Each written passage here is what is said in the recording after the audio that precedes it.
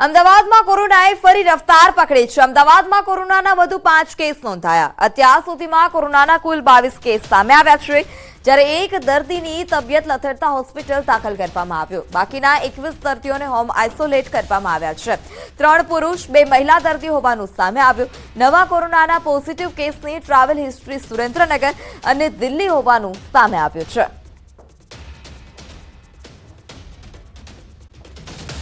રાજકોટ સિત્સર ઉમિયાધામના પ્રમુખ જયરામ પટેલ આપી શકે છે રાજીનામું। 6 જાન્યુઆરીએ મળનાર સિત્સર ઉમિયાધામ પ્રમુખની બેઠકમાં ઠરાવ પસાર થઈ શકે છે। જયરામ પટેલ સહિત 4 ટ્રસ્ટીઓની મુદત વયમર્યાદાને કારણે પૂર્ણ થાય છે। સિત્સરમાં 75 વર્ષીય વયમર્યાદાને કારણે પદ પર ન રહેવાનું ઠરાવ છે। જયરામ પટેલની જૂનમાં 75 વર્ષની વયમર્યાદા પૂર્ણ થાય છે। હાલમાં આ વિવાદ અંગે કથિત ઓડિયો ક્લિપ પણ વાયરલ થઈ છે।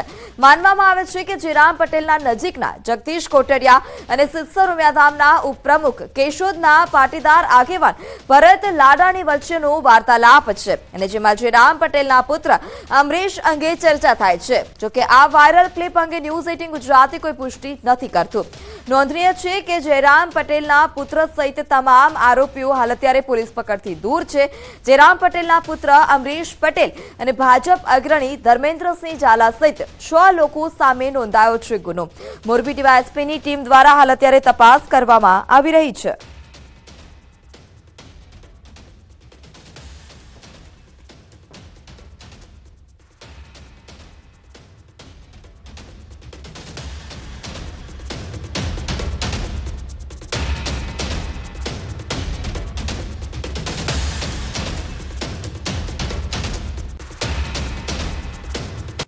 જગદીશભાઈ કોટડિયા બોલું છું, ઓળખી ગયા? ક્યાંથી? રાજકોટથી।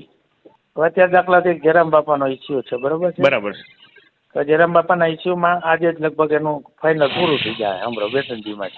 એટલે શેનું કારણ કે final થઈ જાય? એને એગ્રીમેન્ટ એનું કેસ જ નીકળી જવાનું। એને તો ભાડે આપેલી જગ્યા છે। બરાબર તમે કોઈને મકાન ભાડે આપ્યું હોય હમ અને એ ગેરકાનૂની પ્રવૃત્તિ કરે હમ તો એમાં મકાન માલિકને કેવી રીતે ખબર પડે? બરાબર છે। અને ડીવાયએસપી હું મારી મિટિંગ 3-4 વાર થઈ ગઈ। બરાબર હું અત્યારે સિત્સર ઉમિયાધામ ઉપપ્રમુખ છું। સરસ। ફરિયાદી કોણ છે? ફરિયાદી પોલીસ છે। પોલીસ એટલે કઈ કક્ષાના ઓફિસર છે? પીઆઈ છે, એસપી છે, ડીવાયએસપી છે? કોન્સ્ટેબલ।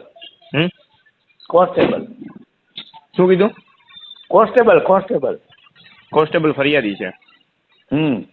બરાબર છે। અને કલેક્ટરને પેલા ડેપ્યુટી કલેક્ટર અને ડીવાયએસપી ને તપાસના આદેશ આપેલા છે, એસપી, એવું છે ને? ડીવાયએસપી પ્રતિપાલસિંહ ઝાલા અત્યારે તપાસ ચલાવે। બરાબર છે। પછી બીજા નંબરમાં મારે એ તમારી પાસે પૂછવું